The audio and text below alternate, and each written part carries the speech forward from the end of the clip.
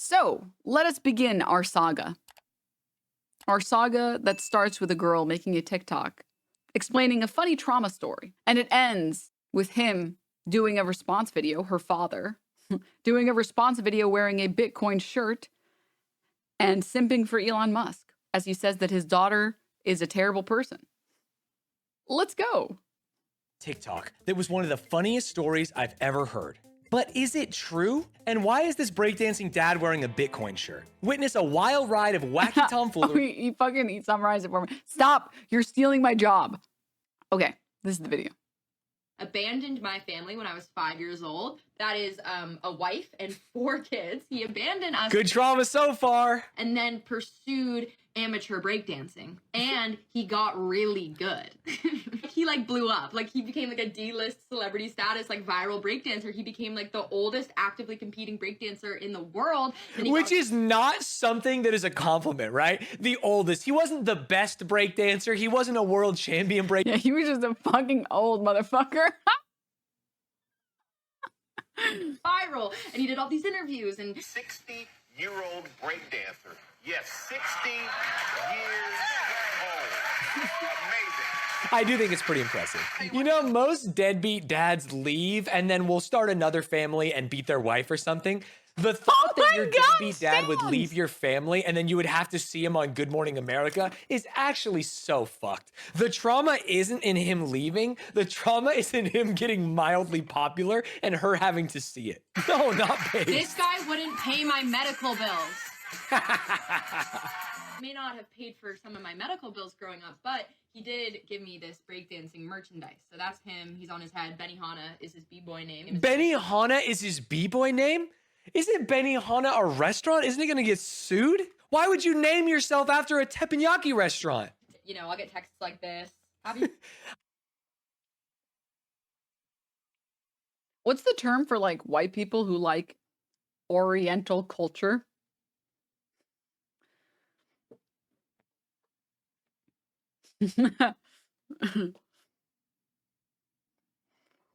Cringe? Cultured. Hassan question mark?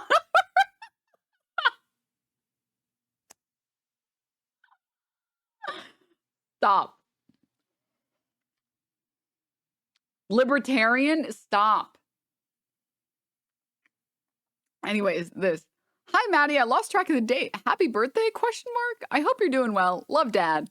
Hi, Maddie. I lost track. Stance. If you steal my content one more time, I'm going to. Like actual funny haha trauma. I need to hear it. Thank you. That was funny haha trauma. Now, there's been a lot. I also think that that's pretty funny trauma. I think most people who have father trauma, the father trauma is not good. It's like, oh, my dad assaulted my mom. Oh, my dad left. Oh, my dad was emotionally unavailable. It's just sad. It's just not, it doesn't make you happy. It's just sad. But this guy fucking dipping and then becoming a breakdancer, at least that's some funny fucking trauma. In this case, the only hitting involved was the dad hitting on that dance floor. You got it, man. You got it. Like, I think, you know what is really sad? People who had to deal with alcoholic parents. I'm not talking about wine moms, to be clear. I'm not talking about wine moms. That's very different. I'm talking about alcoholic. It's like, damn. Quote, my dad broke into a fertility clinic in Alabama trauma. See, now that's not like, it's not exciting, fun trauma you could share on TikTok. That's just like, man. Or like drug addicted. Yeah, I mean, it's like, it's sad because it's not that those people are bad people. It's that they need help.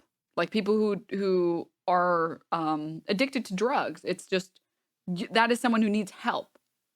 They are not acting the way that sober them would be acting, and they need to reflect on that, and they need to want to get better.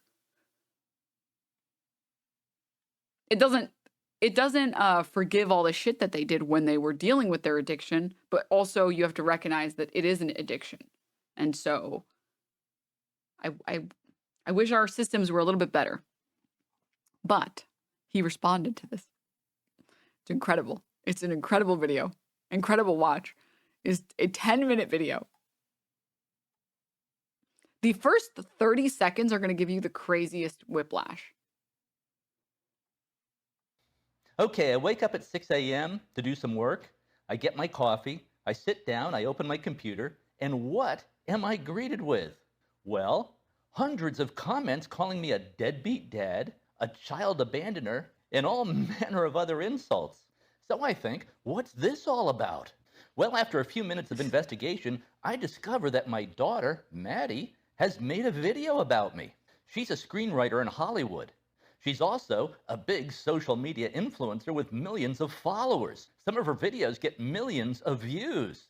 And this video has tens of millions of views, 1 million likes, 20,000 comments, 40,000 bookmarks, 30,000 reposts.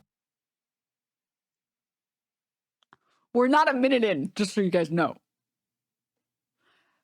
Can we also talk about why he's saying this in like Mr. Beast fashion? I feel like I'm watching like a Mr. Beast video or like one of the AI videos. Well, you'll never believe it. I got on my computer and you know what I was greeted with? It's like, oh, what is happening? Posts. It's just insane. So I thought I'd better watch this video. And frankly, I was pretty chagrined by what I heard, to say the least. But honestly, the more I watch this video, the more I like it. Well, I like about 98% of it. However, I do need to correct a few statements in the video. But first, let's just watch Maddie's 90-second video, and then I'll give you my comments. What's a piece of trauma that you have that's funny? It has to actually be funny. I'll go first. My dad abandoned my family when I was 5 years old. That is a wife. He's doing reaction content. And 4 kids. He abandoned us and then pursued amateur breakdancing. Some more context is needed here, needless to say. Context. This is exactly the type of guy that would do that. I will talk about this in a moment. All right, let's continue with the video. And he got really good. He like blew up. Like he became like a D-list celebrity status, like viral breakdancer. He became like the oldest actively competing breakdancer. This is the most attention he has given his kids, actually.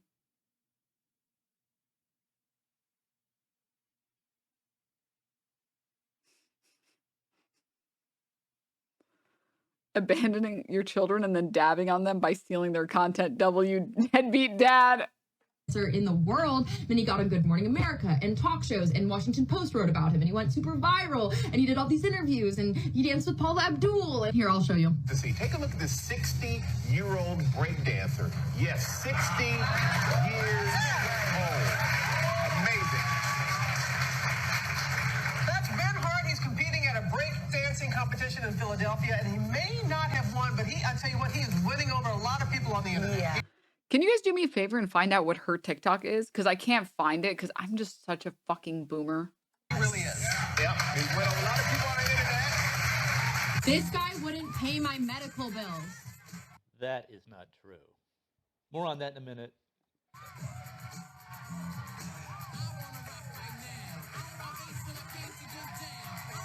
The worst part, damn it, he's good. He should not be able to move his body like that. It's like impossible. It's beautiful. Hey, Dad. Thank you, Maddie. Like there was no split custody or anything. Like he just like left 4 kids. Thank you, Maddie Hart. Thank you. For some of my medical bills growing up, but he did give me this breakdancing merchandise. So that's him. He's on his That is a nice shirt. It's his b-boy name because his name is Ben Hart. You know, I'll get texts like this, "Happy birthday?" ? And then like links to his breakdancing video. That's true. If you have funny trauma, like actual funny haha trauma, I need to hear it. Thank you. Okay, in many ways, I love this video. And of course, I love my daughter, Maddie. And we get along great. At least I think we do. But a few corrections are in order, or at least a few things that need to be put in context. First, I can see that as a 5-year-old, Maddie Thank you, would see guys. her dad as having abandoned the family. One day I was living there, the next day I wasn't. And that will look like abandonment to a child. But married couples do get divorced about half the time in America. And I was just living a mile or so down the street in LaGrange, Illinois. We just weren't living under the same roof. Now, about not paying medical bills.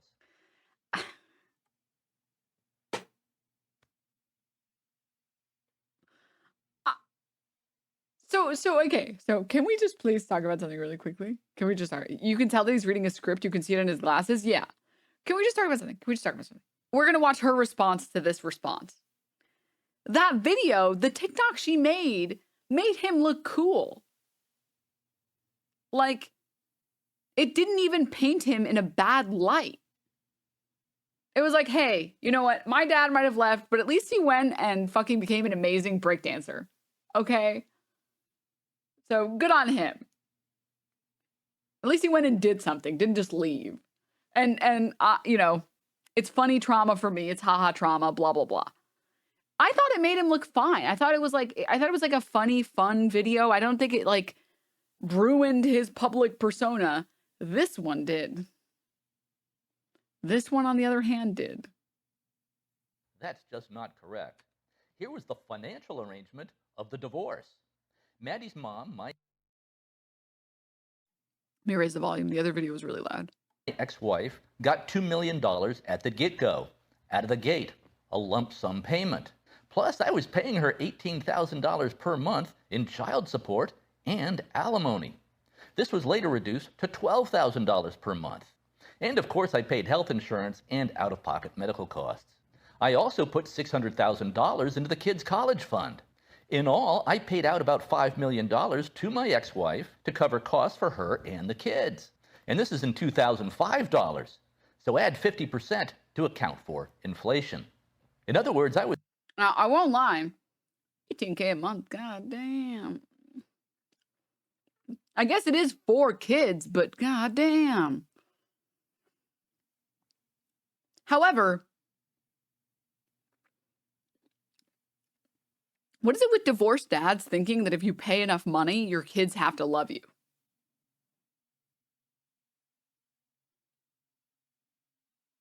They still didn't get love from their dad.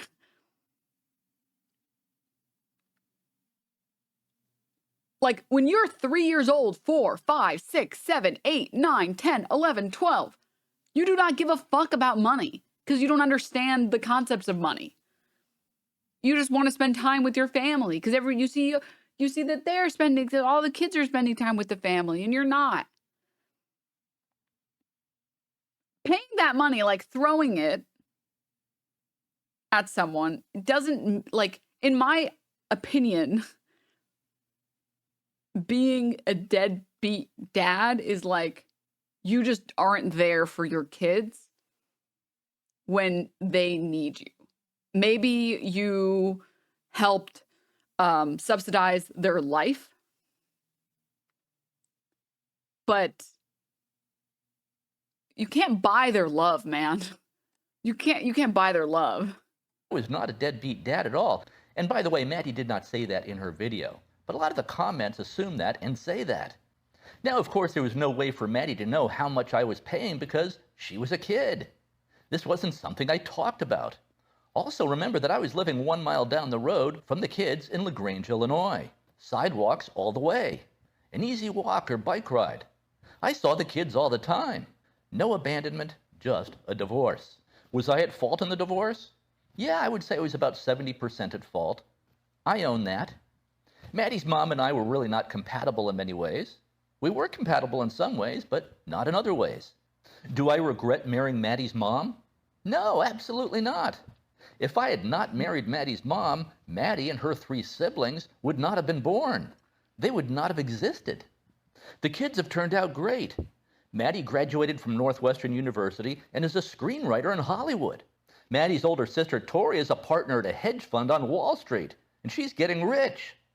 Maddie's younger sister, Olivia, just graduated from college. Why are you saying all of their names? You're crazy. He just made it so easy to dox her, by the way. And is teaching English to first graders in Thailand. Her older brother Peter is getting a master's degree in psychology. I get along great with all my kids, including Maddie. At least I think I do. So the kids are doing just fine despite Dad's many shortcomings. One other slight correction, which I hesitate to even bring up because I love the way Maddie did this in her video. I did not abandon the family for breakdancing. I have a career. I'm in the advertising business, built an ad agency. That's how I was able to afford to pay Maddie's mom $5 million. Maddie's mom and I separated in 2004 and divorced in 2005. I took up breakdancing entirely by accident in 2012 as a way to get in shape at the age of 54. I then just kept doing it. I'm now age 66. Now, some of you might be wondering, can he still breakdance at age 66? Well, I don't know. Let's see. I'll give it a try. Okay, Maddie, let's see how the old man does. This is incredible. As many people have mentioned, by the way, the best part about this is Bitcoin is spelled wrong.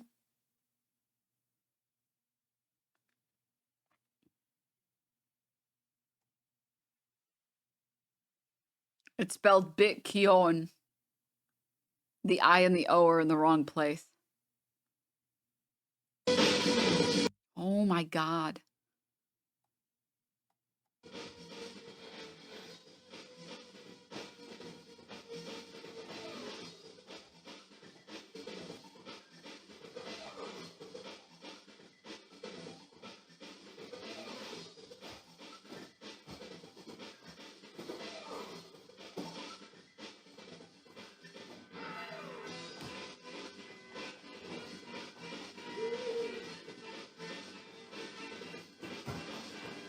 That one did not land.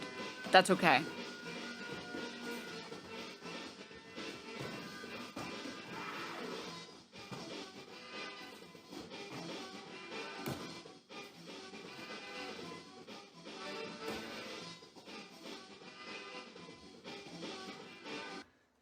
So let's talk about it. For 66 years old, for being like, for 70 years old being around the corner,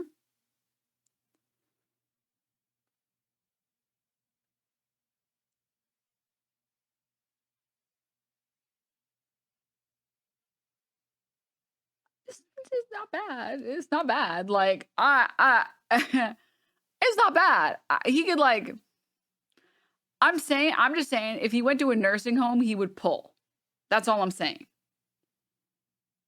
You're being really judgmental. God forbid men have hobbies. Actually, I sent your whore mom $5 million. Me when I'm literally fucking Frank Reynolds. He's dancing away the hatred for his wife and kids. He's like an anime shonen character, but instead of like fighting for his friends, he's dancing away the pain. Honestly, and I will tell you guys, me personally, I do not feel like I can judge his dancing, even if it's not like, you know, because there is some pretty incredible breakdancing out there. I quite literally can't dance to save my life. I can't dance, guys. I'm a white person. I'm sorry. We've seen you try. It's not good. Pommy, think of the tier 1. I'm sorry. I'm not like totally fucked. I have some rhythm. Just a little rhythm. But I just see the very little time that I spent learning to dance.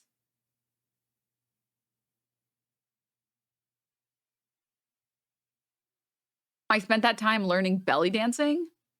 And belly dancing doesn't really give you cool, like, dance moves that you can pull out on the dance floor.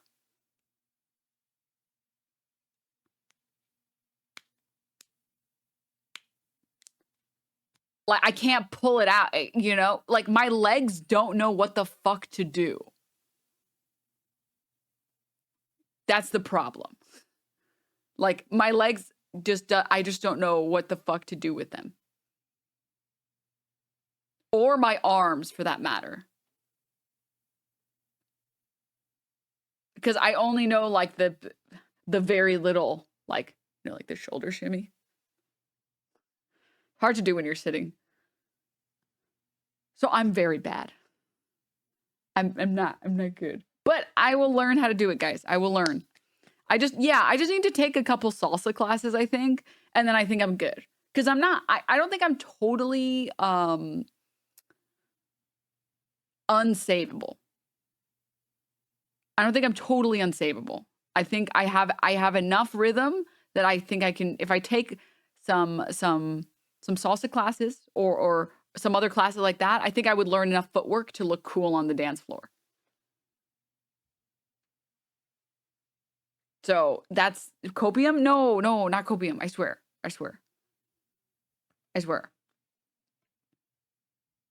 You ain't had cookouts growing up? No. We had cookouts, but they were brown people cookouts.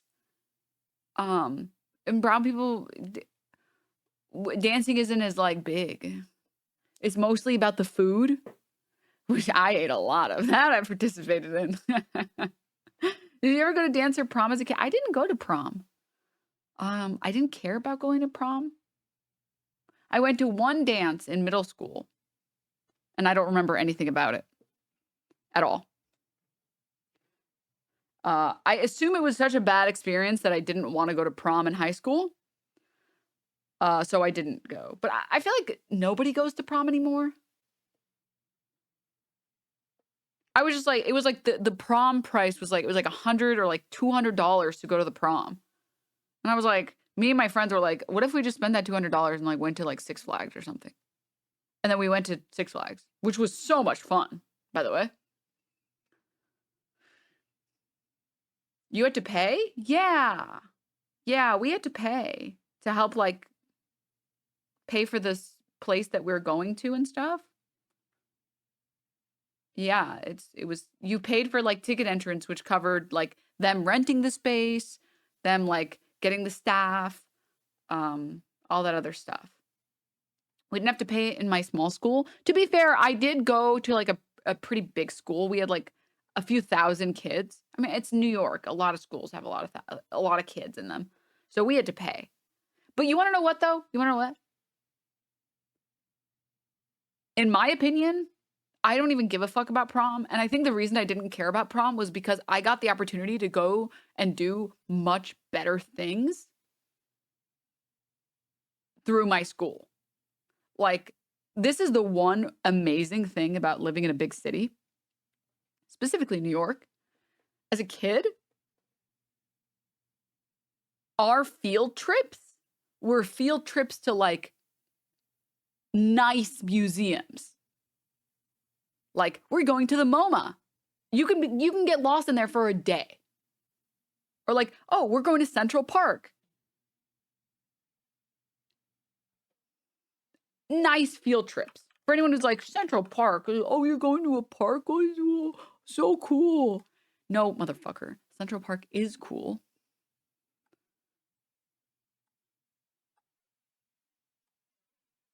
It's fucking enormous.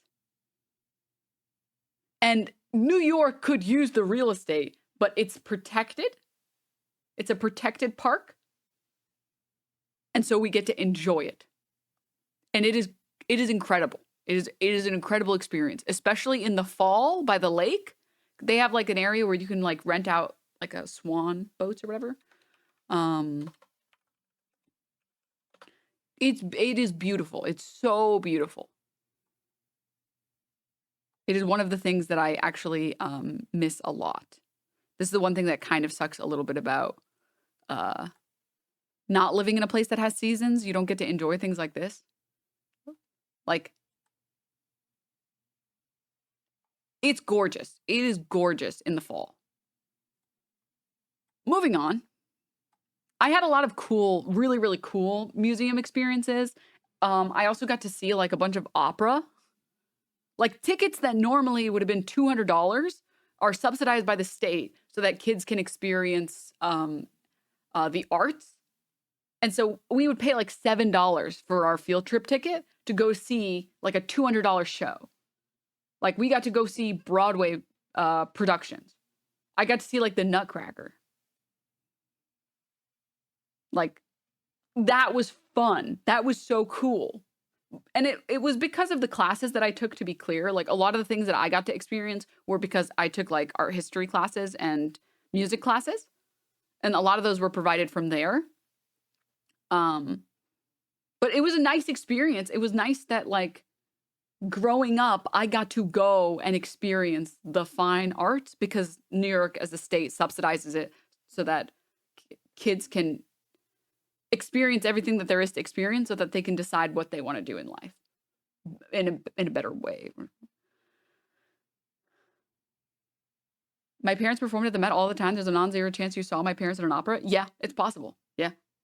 So we didn't have, we had prom. I didn't go to prom. I don't even think I missed out on prom because I had so many better experiences. And I was like, so I can go to prom so I can be surrounded by people who bully me, pay $200 so I can be uncomfortable in a dress.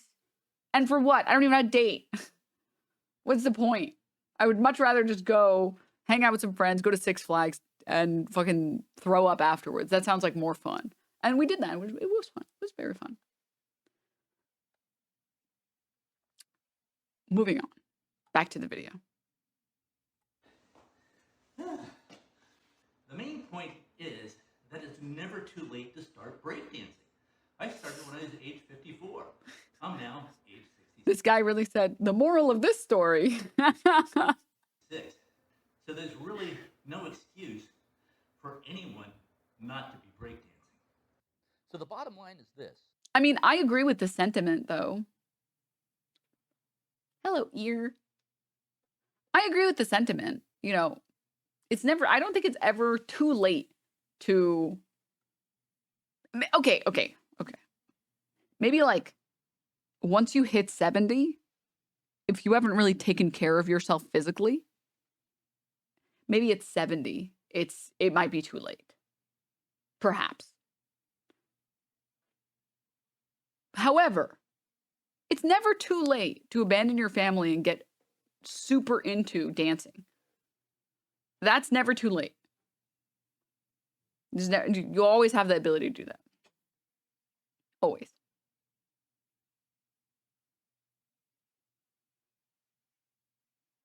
Of course, fruit tolerant. Damn, you're right. I'm on this guy's side. Fuck that bitch. At first, I really did not Let me raise this.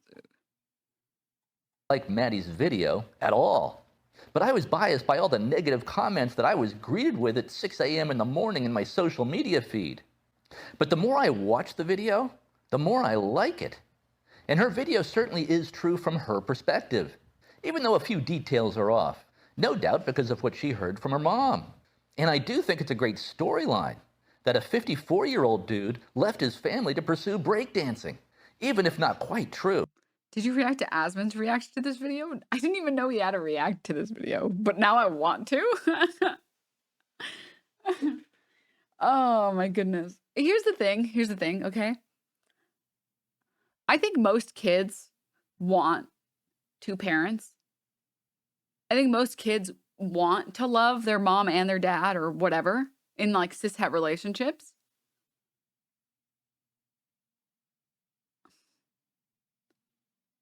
I think if you are available and you show your kids that you love them and you take them out on field trips and you remember their birthdays and, you know, you help them when they need it the most, I think that even if your bitch ex-wife says a million rude things about them, they're going to feel very conflicted because you've given them so many good experiences. You don't want to hate your parents.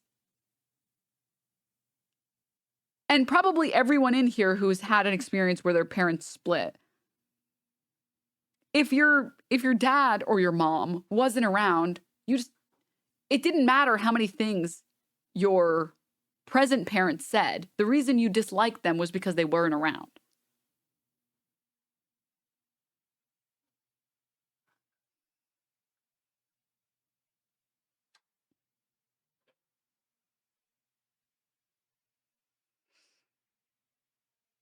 And I just want to say, it can be as simple as like daily text messages or like weekly or like bi-weekly fucking calls.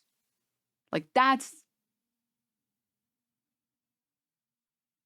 parents split, but I saw my dad every summer. And even if your mom said a bunch of bad shit about your dad, if those summer vacations were genuinely fun and you feel like your dad really put effort into them and he enjoyed spending time with you and he wanted you to feel like he enjoyed spending time with you, you're going to remember that feeling more than someone telling you something. My dad recently moved to Alaska. I found out months later. Jesus. Factually. But perhaps it speaks to a bigger truth, a truth that is really truer than the actual facts of the matter. This could be a very funny movie plot. So maybe Maddie will make this movie about her 66-year-old breakdancing dad.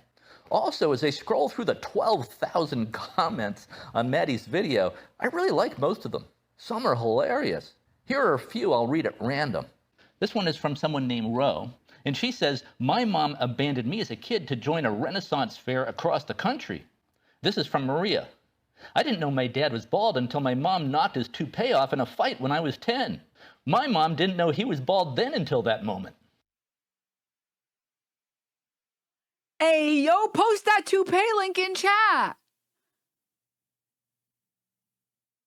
Hey, yo, how good was that toupee?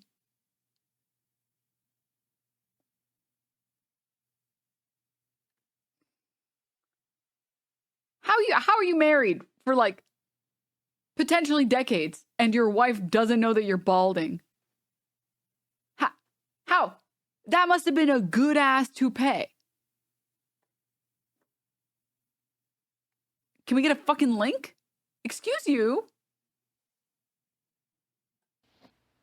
This is from Diane. "In foster care mandated therapy, the therapist told me I had abandonment issues and then stopped showing up to the sessions. I never saw her again." This one's from Bravo. "My mom died the week of Mother's Day, and my father died on Father's Day weekend. It's honestly so typical of both of them." This is from Clover. "My dad tried to kidnap me and ran out of gas while following us." This one from Chriselle. Okay, that last one I don't think was funny trauma. That one was terrifying. I'm sorry, what? That one's kind of scary. I don't know about that one. "My dad tried to kidnap us, but then he ran out of gas." Oh, so funny.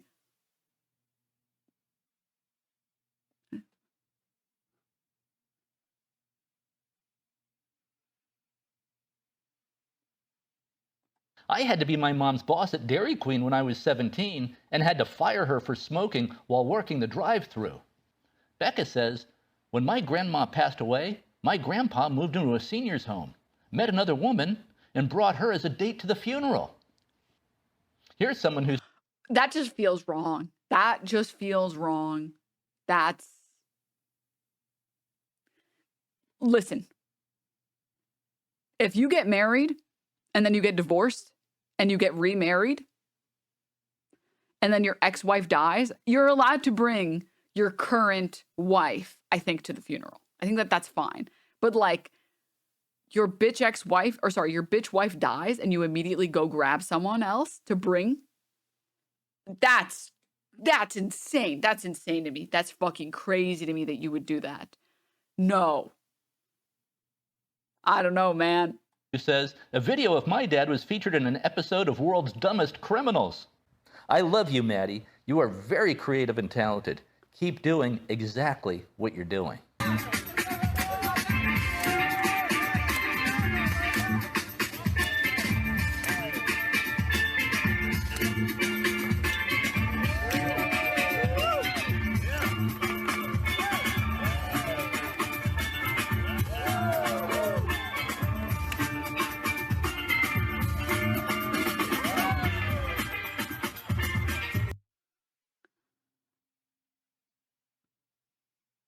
I don't feel like he disproved like the medical bill thing. I think he just said like I gave alimony payments. By the way, I don't know what that was.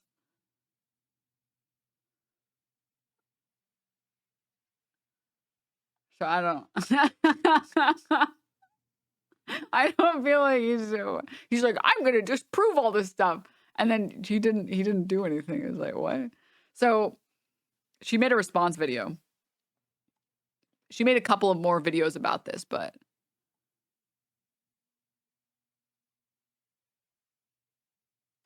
I think it was this one.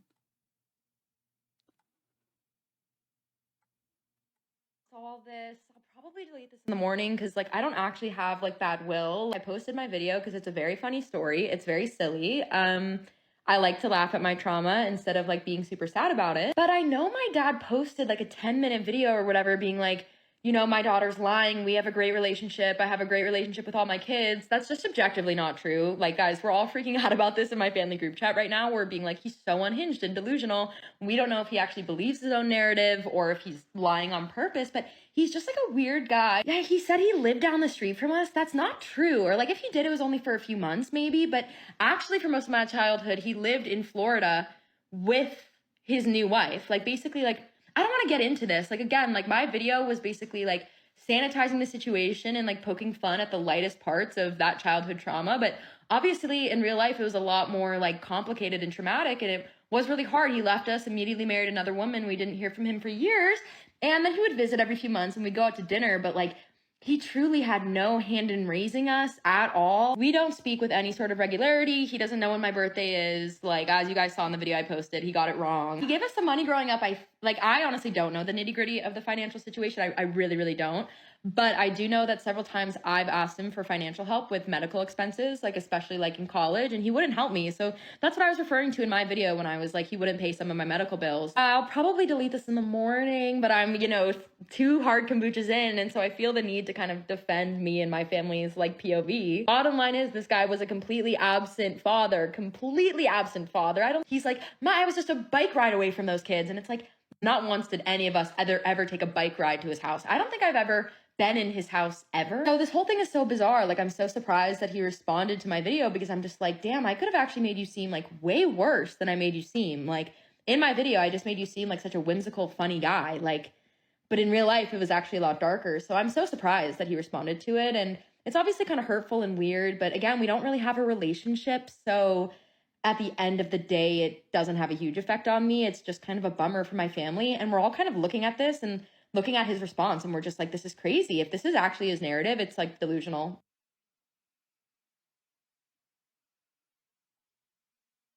Yeah, I mean, I don't know. I just, it might just I'm be, recording a quick response. stop it. It might just be the whole like Elon Musk saying you are awesome and him saying, thank you, Elon. I'm a huge fan of you. Tesla and Bitcoin are my 2 biggest investments. The vibes that he gives are just not good. It's kind of like the Keemstar test. If Keemstar is on your side, you're probably making a mistake.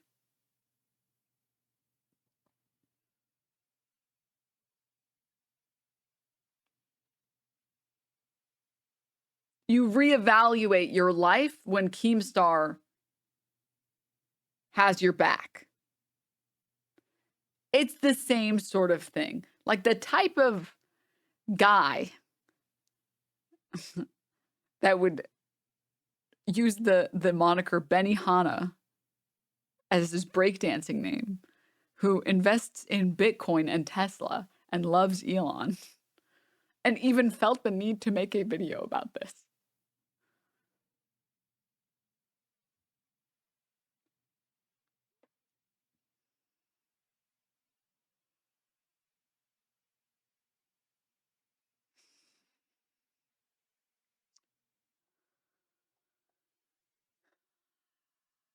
You should see the woman he left his family for. Oh, God. Oh, God. Oh, God.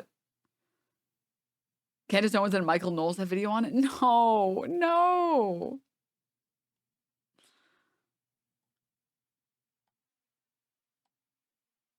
Yeah. I'm kidding. Oh, okay. Oh, no, you're not you. Not you. You're talking about something else.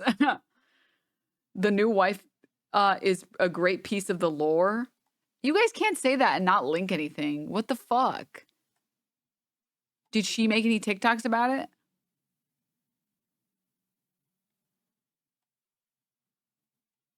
Okay, I'm gonna say one more thing about the Breakdancing Dad saga. This is not a clapback video. This is not beef. It's something that I have loved that people are not talking about, is that there's a sort of Mandela effect happening in the collective consciousness of the internet right now. In his original video and like in his tweet, my dad had posted being like, my daughter is a famous influencer. She has millions of followers. She's a big social media influencer. And now everybody thinks that that's true. Like nobody fact checked that. Like nobody, like everyone's rolling with it. Like every news source, every tweet. Like I'm a small creator. I'm not even monetizing my account yet because I'm too small. I have 70,000. Like love you guys, but like I definitely don't have millions. And all over. Yeah, he did say she had millions of followers, which she definitely does not. She has like a couple thousand.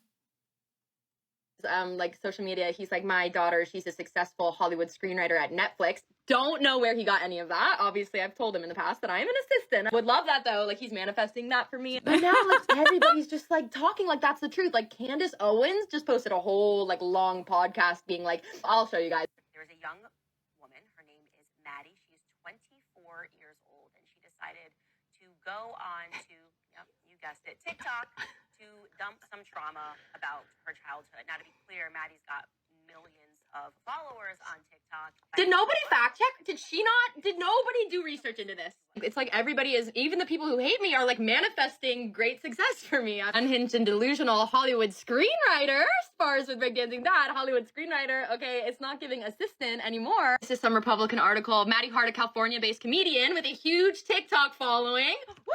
You guys need to understand this is a huge step up because when I went viral and ended up on Fox News, everybody was calling me a self-proclaimed comedian. So now it's like the tides are shifting. TikTok star. Okay, and this article hates me, but honey, they're calling me a star. Anyway, you slice it, whether you like me, whether you hate me, whether you think I'm lying, whether you think my dad's lying. Maddie Hart, big, famous girl, famous. I love her. Wait, but like, I love her.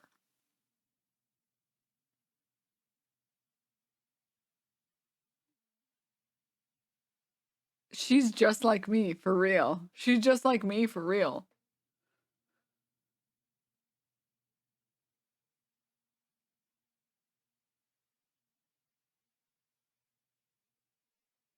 I don't love her. Maddie's actually my father, and she abandoned me and my mother to become a big social media influencer.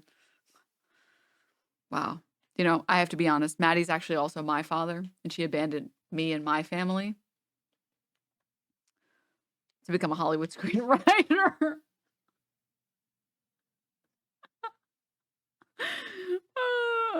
I mean, like, here's the thing, guys. Here's the thing. I personally think that there is, like, I trust people who find the positives even when shit is hitting the fan. Like, those people usually have really good vibes, and they're usually good people, in my experience. Like, the type of people that, like, I promise you she's gotten harassed. I promise you, after showing up on fucking Candace Owens' video and Asmongold's video and a bunch of other people's videos, I promise you, there are a bunch of people being like, you're a spoiled brat, blah, blah, blah, blah, blah. But the fact that she made a TikTok and just said, hey, unrelated to any of this, can I just say, everyone calling me a star, thank you guys. Thank you. Means a lot. I appreciate it. I think that is a good symbol of, it's a good litmus test. And the type of people who do that type of shit, say that type of shit, are usually people who try and look on the positives and try not to be negative people. And I appreciate that. I think that that's cool. I think it's cool. Also, it's just one of those things where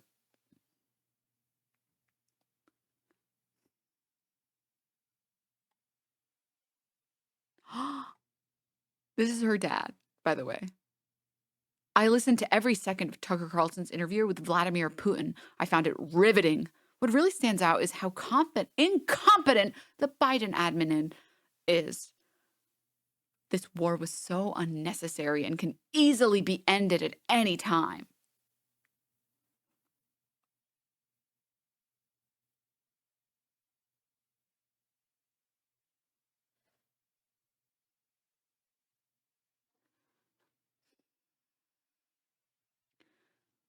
So, like, don't judge a book by its cover.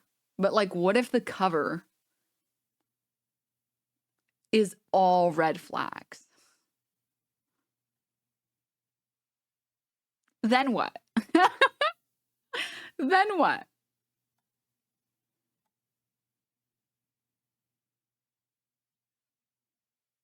So just a heads up on the wife, it perpetuates some well-trodden libertarian stereotypes. See his Twitter banner?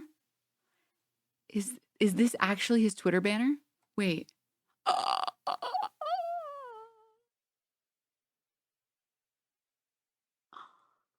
Not the libertarian guys with Asian wives. No. Bitcoin, your off-ramp from the corrupt political system and protection from economic collapse. Who is this woman? Is this also his wife? Is this the same person? I don't know. I think so. Just like with a tan? Not the fucking Nixon. Not. Is that Reagan?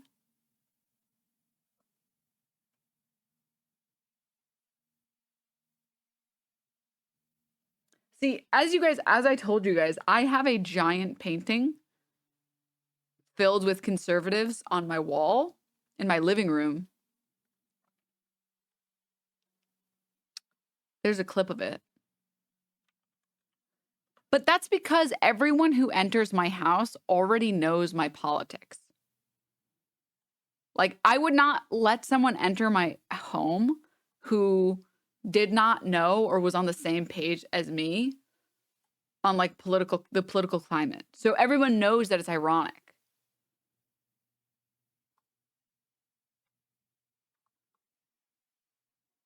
So it's okay. But the problem is this isn't ironic.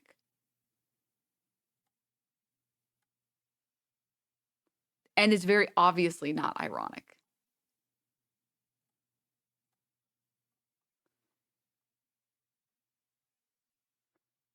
Let me see if I can find the, here it is. I found it, guys. Huge news.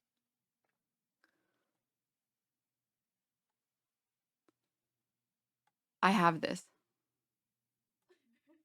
This is hanging. How well it comes on camera, but it's sick. And it's also gigantic. Like, here, I'll put it on the ground. I'm 5'5". So you can get a reference of how big it is. Let me put it the other way.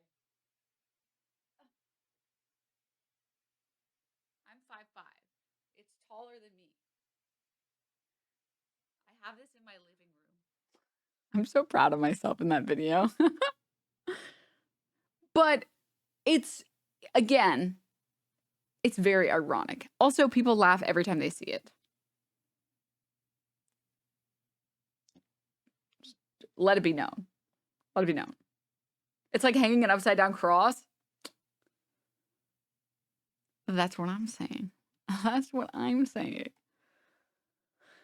Oh, I mean, yeah. Yeah.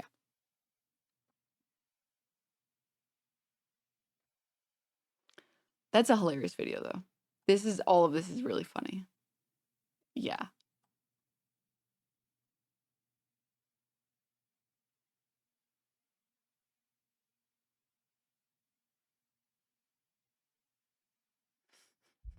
These are so toxic. 2 foot tall painting. Shut the fuck up.